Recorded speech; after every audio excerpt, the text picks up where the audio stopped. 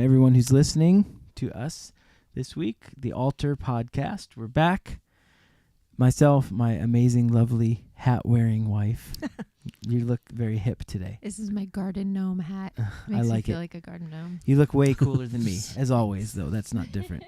But I'm excited today because one of the reasons we wanted to start this podcast was to allow people that we know who have so much wisdom and experience in life and ministry and in the Lord, to allow them to just share those things that they have from the depths of their walk with the Lord. And we've done a bunch of episodes so far, but this is the first one where we've had some, what I will call you respectfully, is elders in the body of Christ. Watch it. And I mean that's Mothers and fathers of mothers the and faith. fathers. Oh, yeah. And just I can't wait to just have conversation because you guys have been in this a long time. And here's the thing about Scott and Priscilla Walsh, who lead Life Church. We can get into all that later. Life Church in Jersey, where Sarah and I are also, we run with Life Church and head up the worship there.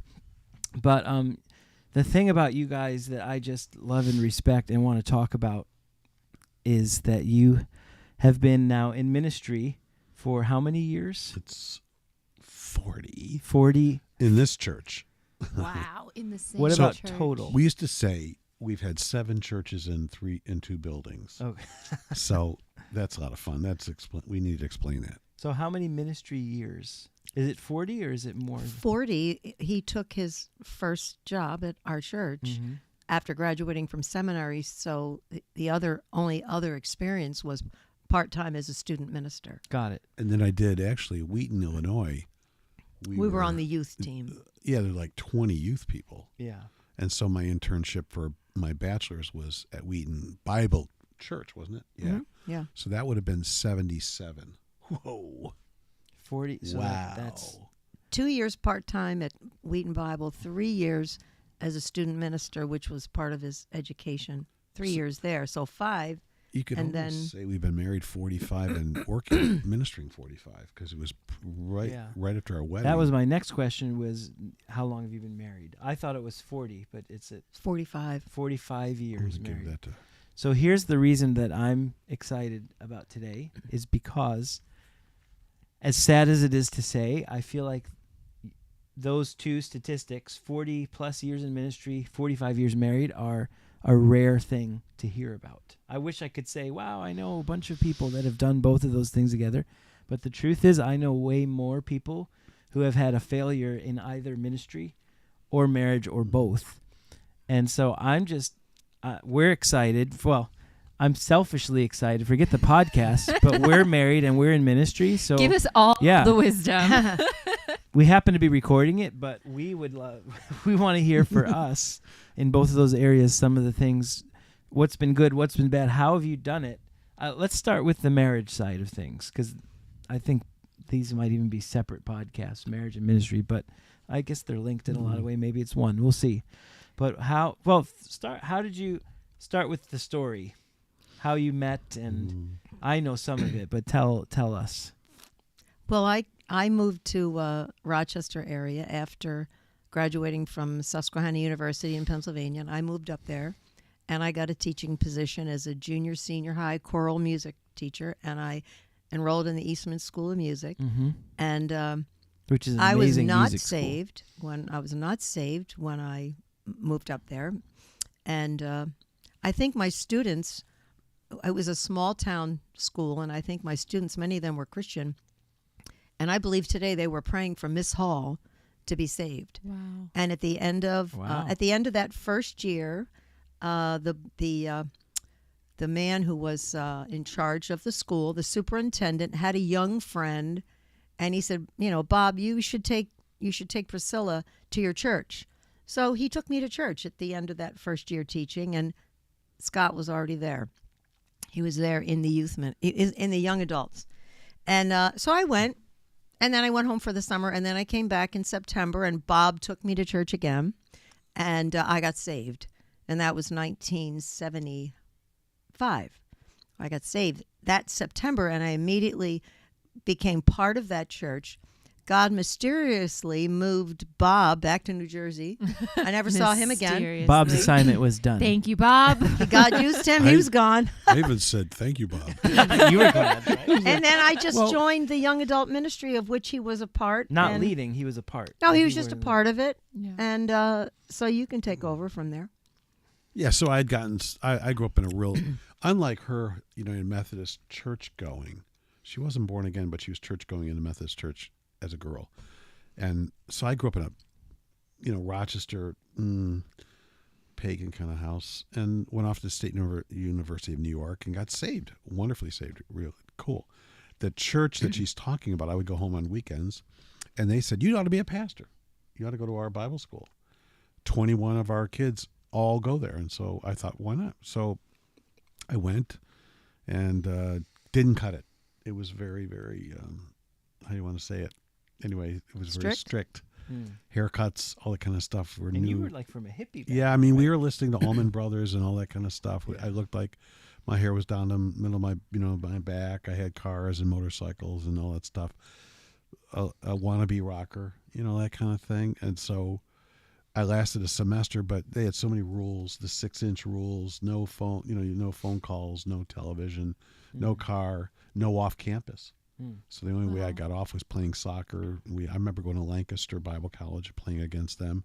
So it was quite a culture shock. And my brother-in-law intervened and said, Scott, you're 145 pounds. They didn't know what anorexia was. I didn't know.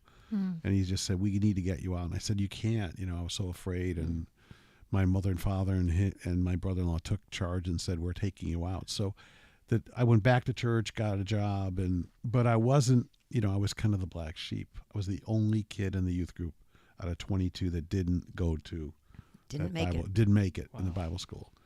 So it was a whole time of depression, and 3 months of chronic depression. And we didn't know all that stuff, what it was. But what came out of it was just, I think, I actually got healed of depression, which was a miracle. I saw it leave one day when I just got tired of praying for it for 3 months. Because I'd been sleeping and just, eating and going to bed. That's about it. And knew the pastor was just deeply disappointed. So, he was really strong in my life. Positively, I wanted to be like him. Negatively, the control was very strong. So I went through a dark period, and one of the guys in the single adults kind of picked me up. And then I saw Priscilla walk in May and said, whoa. Then I saw her back again in September and said, whoa, whoa, whoa. And do you remember that I walked forward and got saved? I think in Hebrew, Genesis says when Adam saw Eve, he said, vavavoom, I think is what. A similar thing. And you said, thank you, Bob, for going back to New Thank Jersey. you, Bob. announced- Go back to Jersey, but thank you, Bob. Bob was just awesome. How he came in and left. That's it. The Lord giveth, the Lord taketh away. So I was glad for that. And then Priscilla shocked me. I don't remember how long it was after that she just said, Like what 4 months. 4 months. January. What happened? I got saved in September, and I just joined the group. And in January, I came back. I had gone home to New Jersey to visit my family, and I came back. And I invited him to come over to dinner to my apartment. Well, he tells everybody that, our first date was I invited him. And I did. And from that day on, we started talking. And we talked all the time. Both of us were saved out of the world, if you know what I mean. Yeah. Yeah. Neither one of us grew up born again. We were saved out of the world. Yeah. So when we became saved, it was radical. Not together. I got saved separate from him, but it was radical for me and it was radical for But him. I saw you get saved, and I'm even when we started eating dinner, you were crying. You wanted to know about the Word. I thought this is the first spiritual, attractive person that I felt like, wow, what is this? Yeah. So it was great. And we just kept talking and talking and talking and about God. And that was January. And by the end of the year, end of the school year, I don't know whether we have to go into it all, but we were feeling like we probably shouldn't stay in that church.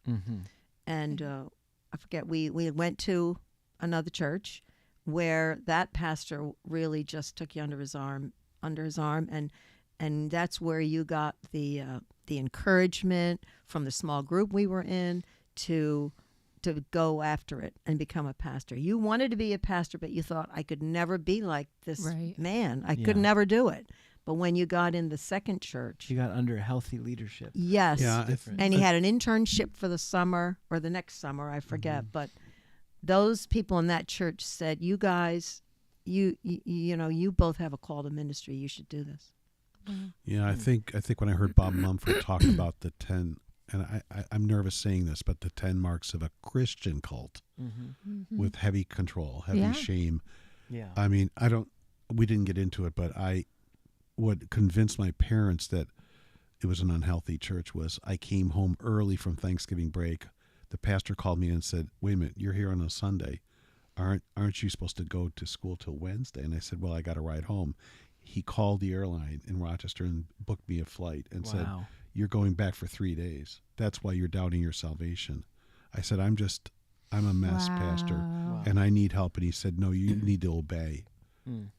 So I went home and my parents said, "You're not obeying anything. You're done with this." Yeah. And so They just stepped in and kind they of stepped in and helped you my make the brother-in-law decision. said, "He's dying." Can I ask a question? Like, we're talking about this, the fact is there are a lot of unhealthy leaders in the church, and a lot of people, I hear in our generation, a lot of people walking away from God due to unhealthy leadership. And so, you know, you said you noticed these things about the school and the leaders, but you still went back and you were at that church for what was it inside of you? I'm sure you questioned, but like, what was it inside of you that like kept you going after God even beyond being under this person who obviously wasn't being a good representation of Jesus? The weird thing was that I believe that they had the truth of Jesus. I had experienced Jesus in college.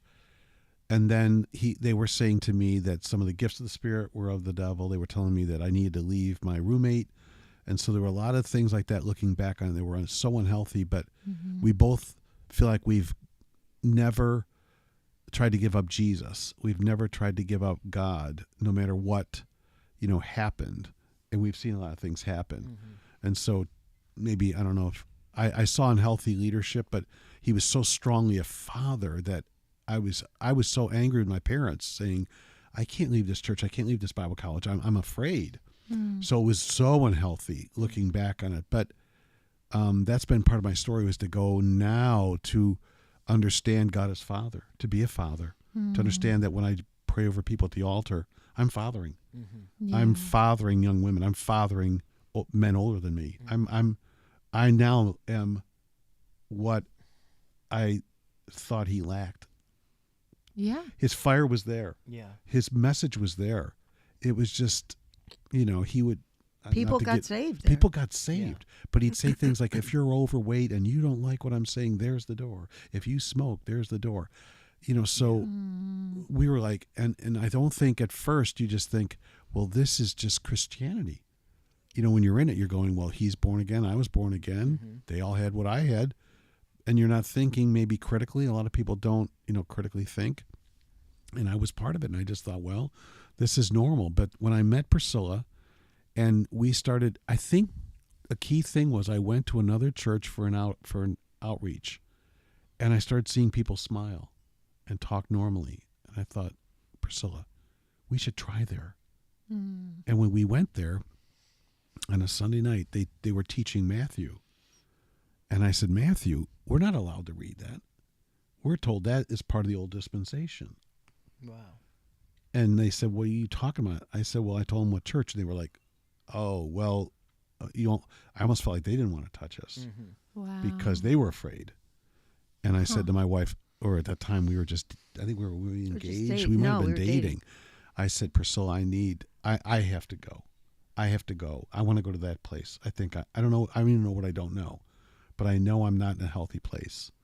And so we made the call and we left. And then people from the first church would call me and say, "Do you know they just prayed for you at the choir? You're apostating." And so I had to develop muscles on that. And then the senior called me in and he said on a Sunday, he said, "Hey, we're missing you and what would it take for you to come back? And I just said, first time I left life, I got really, I just said, I feel like I'm a black sheep since dropping out and kind of don't want to feel that way. And he said, oh no, we don't want to feel that way. But I left the office. I don't know. I got somehow a victory and said, we're out of this. We're released. Mm-hmm. Wow. And I could walk away. I don't know if that answers anything, but for the people that are stuck in it, yeah, we were stuck in it. And part of it was a father ache in me, having my father leave when I was 4, and then a really awesome stepfather, but not a real warm, fuzzy one, but successful. So that was, I think, part of the ache. Isn't it amazing that I feel like the things that when your calling is, in your case, to father, as you just said, you're fathering these people, that's how you get attacked in your life, leading up to you stepping into it. Because a lot of similar things in my life, and I know other people, you see people operating in this amazing ministry with power and authority, and then if you ask them about their journey, a lot of times their answer is, I've been attacked in those same things, and I had to fight through it and overcome before I was able to step in. So I'm just so good. That's what it sounds like with you, with your natural father, and then the unhealthy situation in the church as well. But I love how you said, like, it was Jesus. Yeah. Mm-hmm. Like God, like Jesus was still speaking to the both of you through the unhealth of a man, like the very obvious unhealth of a man. Like Jesus was still drawing people, and even in those moments where, humanity might be working out of their flesh, God can still go through that, like cut through that and meet people and get people. And so, I mean, you guys got out of that, but I think disregarding the power of God simply because someone's unhealthy, like we can't do that. Like God can still work, but if you do recognize the unhealth, like you guys did, it's okay to step away. So here, we were just baby Christians. I mean, then, that's the other thing. I Then was just we gonna didn't say know that. we were baby Christians. Right. We came to understand we were baby Christians, and yet God was leading us, and he led us to the next church, Parenting Community Church in upstate New York. So here, I have a loaded question for your wisdom, but it's something that I've been asked several times by young people. If someone feels like they are in an unhealthy church situation where there's control or any of those things, what would you say to them about them knowing when it's time to, as difficult as it may be, break out of that and move on? Or if they're in a season of staying planted and say, I trust the Lord, I love the Lord, and I'm going to stay faithful until the Lord releases me. Because God can even use those unhealthy people to work things out of your life on purpose. We get asked that a lot by younger people. And I'm going to be honest, 80% of the time, maybe even more, it's just they're offended and it's not a big issue. But 20% of the time, they're in an unhealthy situation. Or more. So what would you coach them or say to them? Well, we've had people. Well, we've been the recipient of people leaving us. Right. And shooting on the way out. In 40 years, I'm sure. It's the most difficult thing. That's why I've come to hate Florida and South Carolina. When people say they're going to move there. Yeah. The joke is that I he says, hate them. if you move, I'm going to talk about you. Yeah, I'm going to talk about you. And they now preemptively tell me, I'm moving and I know you're going to talk about me. So, That's funny. Yeah, I think one thing that really helped us plug a book was John Bevere's Bait of Satan. So good. It's a great where book. I felt he really nailed it. And he talked, I think, about leaving his pastor early, leaving in disgruntlement and feeling like actually called back, if I got it right, back on staff. I think there's a way to leave, and God has to tell you that it's time. And for me to have the courage to say to the pastor, I appreciate you saying, that you want us back tonight. That's what he said. I'd love you back for the evening service. And I could say, we'll think about it. And I left going almost like Shark Tank, like, nope, didn't get the deal, but we're all right. So I think the Lord we shouldn't, just like a job and a marriage and all those things, we shouldn't jump out until we're sure the Lord's not just sifting us. That's really good. Hillsong has a thing about 5 years of faithfulness. And I like that, what my son Stephen brought to us, like 5 years of faithfulness and then evaluate. And that may sound too long, too short, but you evaluate things, but you don't knee jerk sometimes we're being sifted and sanded. Iron sharpens it. Absolutely. And if it's just, in my case, I started seeing my mother, my brother, my sister, my brother-in-law, all saying this is unhealthy. Yeah. We start hearing the comments, the president was being talked to in a very, the church would be picketed today. There were a lot of You know, indicators yeah, from outside of yourself. Yeah. And believe me, I was scared to death to leave. But I think getting healthy through Priscilla, and then I had another, there was a man that really helped me just start to evaluate. And we were called in, he and I were called into the pastor and told if we continued to say anything about the church, we would be, I don't know, like physically thrown out kind Or of asked thing. to leave. Asked to leave and publicly announced as having been asked to leave. So it was, when intense. it was like Mars Hill, there's been certain things that are on podcasts about abusive leadership. And, I'm sure that people have grown. I hope they have. I learned a lot. And It seems like there was a real component of shame. Like what I hear in different ways of shaming you or other people if you didn't submit or do what was expected. And that to me that's always a huge indicator. That's a huge red flag because I think there's a difference between conviction of the Holy Spirit and condemnation. Right. Well, it's gaslighting. Yeah, the Holy Spirit doesn't condemn; He convicts. But Yeah. when you start to feel shamed, that's Especially when, warning. like, I experienced in my life being like, I really feel like God is telling me to do this. And then the whole thing, well, if you leave, you're actually not hearing from the Lord. Yeah. Well, And Yeah, we you're have some actually similar Wow. stories you're on that. actually being unfaithful and unloyal Wow. and lazy to the Spirit, Yeah. and you're not committing yourself to the works of God. Like, yeah. that's gaslighting Yeah. and guilt tripping into it's control. yeah. It's control. Can I say something about our, you're going to remember this. We started dating in January, and in March was my birthday. And he gave me a ring, which it looked just like an engagement ring, but it was an aquamarine, which was my birthstone. And he gave it to me. And shortly after that, one of the deacons came to me and had a talk with me about Scott.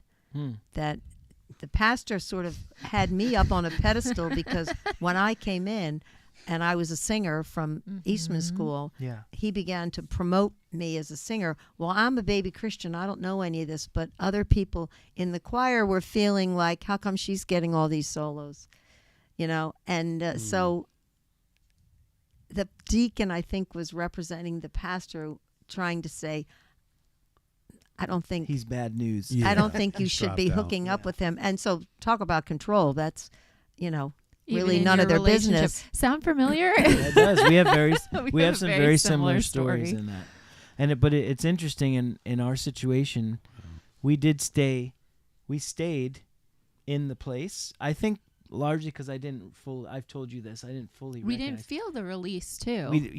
Number one, I didn't From the Lord. recognize fully what was going on. We probably would have been married 3 or 4 years earlier, yeah. to be completely honest, that we've said. I didn't recognize it, but I didn't feel that I didn't feel the release from the Lord to leave, and I felt a grace to stay through That's it. good. And now that we look back, Yeah. man, what a maturing process in goodness. our lives individually, not even as a couple, but Yeah. like the I can't even begin to describe the maturity. You said sanding and sifting. The result of those 4 or 5 years, even under that unhealthy situation, Yeah. of what the Lord did, and we chose to stay in it. The scripture, he makes all things work together for good Oh, yeah. for those who love him, became solid reality It's for me literally through happened. all the abuse and control we experienced around surrounding our relationship. Wow. Because like, even though like clearly on the other side we see everything that was like not good, we weren't giving our yes to that person. Right. We were giving our yes to the Lord. That's Yeah. right. And For so sure. even That's though right. there was like unhealthy stuff active, because we were ultimately giving our yes to God, he was working it for our good. He was doing Sure. stuff in our lives and maturing us Yeah. and weeding out stuff. Those were that season was the season of inner healing for us individually. And there's a lot of stuff we didn't bring into our marriage because God dealt with it in that season. He used an unhealthy, controlling situation to bring us healing. And then we got married after that. And It's awesome. See, I thank God because I've seen that kind of leadership, so that when I joined, I won't say another covering, I've been in about 5 of them, yeah, and they put me in a stream for pastors to learn things. It became, I started picking up CEO type encouragement. In other words, people get 3 strikes and you document. You know, the first time you talk to them, they sign it that you've warned them. Then the second time they sign it that you've warned them. And the third time you're done. And I've just basically tried, you know, sometimes it was tense in our staff where I'd say, I just could do a CEO style. I could do this, but I feel like I came in some way, we didn't call it that, but I don't want to be an abusive leader. right. I don't want to be a control leader. I want to encourage people. I want to love people. And that has become kind of our big thing lately, is even last Sunday's message about fishers of men, and not so much, you know, all the visions of the buildings and all that stuff. It's more about people and their feelings, and there's a way to lead people. And sometimes it's gotten tense in some spots, but in general, we try not to do the control kind of thing. I thank God that I had that exposure, because you go, whoa, you know, I'm not new to that. That came out a lot. I just want to pause moment from our subject, but this past Sunday, your message and how you started the year off with a heart for people and those who are hurting I was so convicted in the best way and like encouraged by that message. Like, I think I've told like 5 or 6 people, like, Holy Spirit was talking to me so strong. But I loved the fact that you started off the year not so much with like, how can we build the 4 walls of our building? Like, how can we, but you were like, let's get outside the 4 walls and love people. That was just, Awesome. it blew me away. Yeah. But anyway, Awesome. sorry. Side note. Yeah, it's Life Church. One of Life Church's largest strengths is people.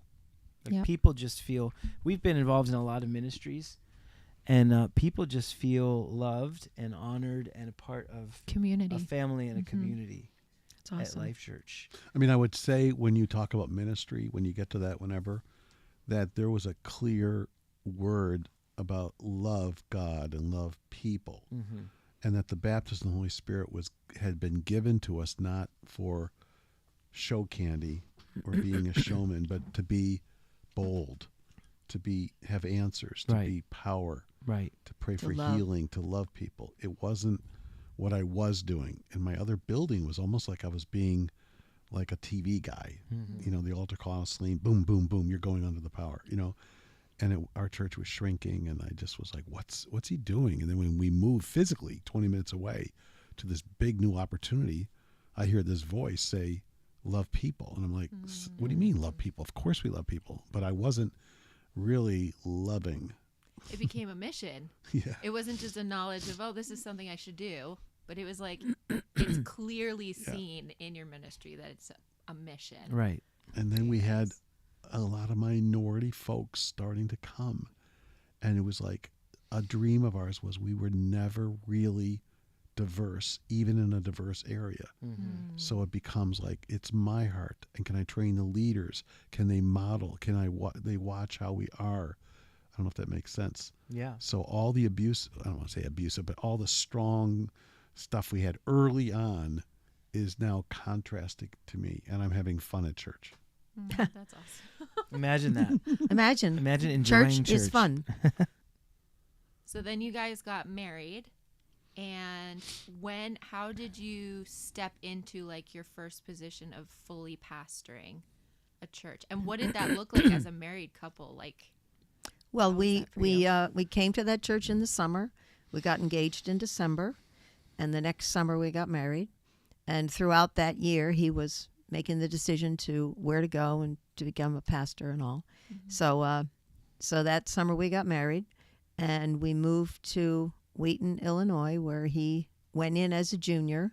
And there's a whole lot more to this, but I'm sort of answering her question, I guess, this way. He had 2 years left of undergrad, Christian ed major, and 2 more years. And while we were there, we both, we were volunteer youth leaders on the youth team. And then he graduated, and we moved, fast forwarding it to answer her question.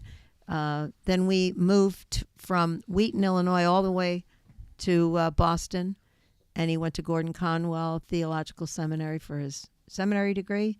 I taught Christian school. I taught public school in Wheaton, and I taught Christian school in New England. 3 years there, so 5 years total of his education. And then we came to New Jersey to Piscataway Town Baptist Church in Edison. So that's the overall story, Yeah. if you want to break it down at all. But it was 5 years. We got married 5 years later, 2 years undergrad for him. And I was already done my undergrad, so 2 years of undergrad for him, 3 years of seminary. And by the time he finished seminary, I was done with my master's. And then we went to New England. As I got near graduation, we didn't have a job, nothing. So the denomination I was looking at was really Scandinavian, and I wasn't. I just thought they were cool. And so what happened? Well, Priscilla grew up at Exit 4 on the Turnpike, and a church on Exit 10, Baptist Church in Edison, New Jersey, sent a cry for help, send anybody, and I was anybody. And no You said, qualifications. "I can do that." Yeah. I No, did this that. guy, give us the worst person. And I thought, great. So we, one spring break, we got off the Exit 10, met with the people, saw the buildings, went to Highland Park a little bit, drove back and said, we got it. This is great. And threw our hat in the ring, and they said, what did they say, Priscilla? $6,000 a year? We'll pay you $6,000 for the first 6 months Yeah. and a free parsonage to live in. So that was the pay Okay. 40 years ago $1,000 a when month, we yeah. came to New Jersey. Yeah, and they had 20 people remaining, and they said, we have 6 months for you to turn it around. And the church just took off. I mean, we just Wow. visited people and just came back to life. And it was American Baptist. Matter of fact, once the American Baptist actually invited us to Valley Forge to ask us what did it. And I said, well, have you guys heard of the gospel?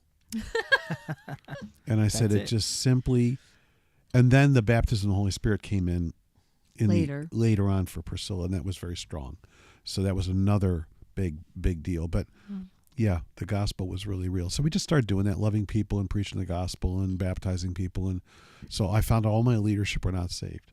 The guys that hired me were not born again. Yeah. And they were mostly, right, over 65? Yeah. Yep. Wow. The And elders. so we were coming in at 28. I was 28. And my oldest was 1. So he So was. Brian you was did one. have kids. Yeah, he was in a jolly jump up, and we had, Okay. what did we have, all 4? Brian was 1 when we came to the church. Yeah. So we've been there 40 years. He's 41. Oops, I said that on. So I mean, it was even like cool for another challenge in that you're going now from peers, all your friends up in Boston are peers. Everyone, we're having great times. Great It's just, friendship. we have a home fellowship. Bible study where it's just wonderful, and they were not. If we had said we were going to go to Kenya, they would have had prayer for us. They were almost mad at us that we were going to New Jersey. Nobody goes to New Jersey. Like, you're stupid. Like, right? I challenged them. I said, guys, what's up? Well, New England's beautiful. I said, you're right. It is better looking. It is more beautiful. And why would you ever leave? And I go, because, I don't know. We're just We being got called. the same thing. It was like, nobody Yeah. has this. They're all like, you need your head examined to go to New Jersey. And I thought, wow, perfect place.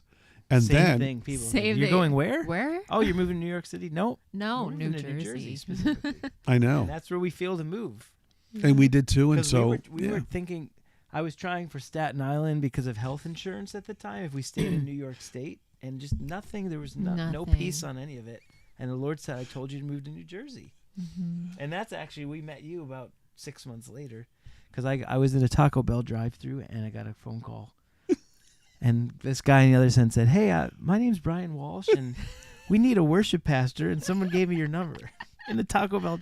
And I remember I was like, can you hold on 1 second? And I finished my order. And then you could ask 3 him what- tacos, please. and he says, no, Exactly. get the hot sauce. right. Yes, You're I gonna would want like that. I didn't sauce know with that. I don't remember that's how you came to us. Wow. That is, Brian called me out of the blue Because because a reference Joel- from a friend. Joel Beasley in Blue Mountain. Something with Oh, Blue yeah. Mountain. Yep. Joel, who's a good friend of ours for many years. We focused on Joel, thinking he was our guy. Yeah.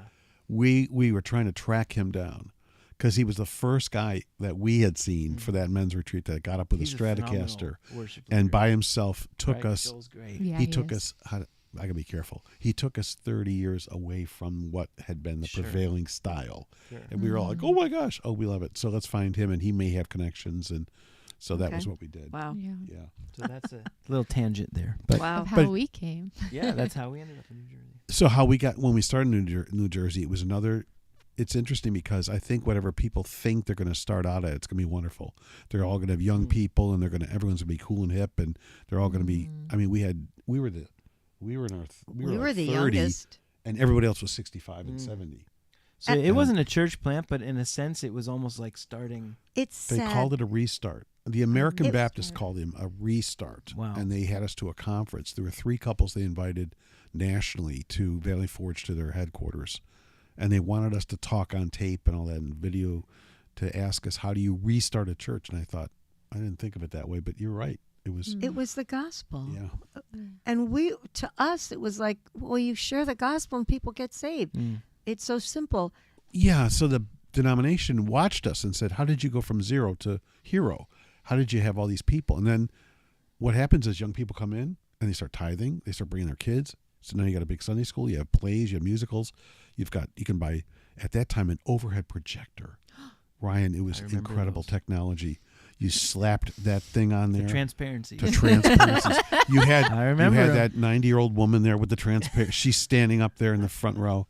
I mean, this was high-tech stuff. And then hands went up, and we'd sing Maranatha, Maranatha. Oh my gosh! So yeah. I still love that song. And this was new for them. Oh yeah.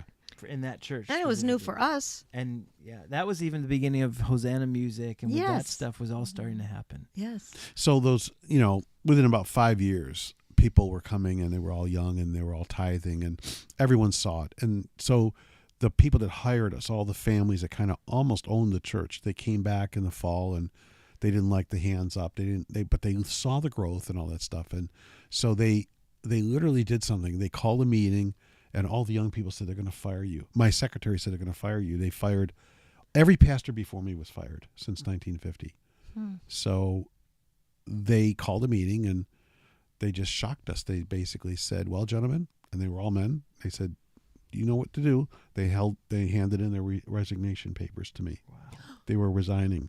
And we All didn't of them? realize all of them All of in them. mass. We're like, Whoa. how many? 4 or 5? The Yeah, there were exact 5. opposite of what you Yeah. expected. And I had people crying on the front steps, praying for me, thinking they actually came in to speak in my behalf. People were begging, don't fire him, don't fire him. They didn't say anything. They all resigned, and it was like they knew it. They said, listen, we see the growth. We see all the young people. We see the zeal. And we didn't realize then that moment gave us, at least at the church, $1 million some dollars. They were turning the keys of the building that they had worked for so much. But they were in their late 60s, 70s. They knew that life, would end for them, and they wanted it to go in good hands. They felt good for us, and that was really... Wow. That 40 years ago, today is Life Church, although there's been changes Yes, and different name changes. changes. relocations. But and stuff. essentially, that's the It's the same church you've church. pastored. Yeah. For the Piscataway Wow. Town Baptist Church became 5 or 6 years later Abundant Life Christian Center. Yes. Right. And then it was Abundant Life for 25 years we were in Edison. I can't quite remember. Yeah. And when we came to Life Church, it's only been a couple of years. We got to the new Yeah. building. So all that money they basically gave us was a down payment, a big chunk that we Yeah. could put on this new building that we have. That's 5 times the size or whatever. Yeah. So, The one and we're 7 in now. acres, 7 times the acreage. So that was such a God thing that happened that day. And then when we got to the new building, Brian really felt like we should rename it. And I thought, well, instead of Abundant Life, because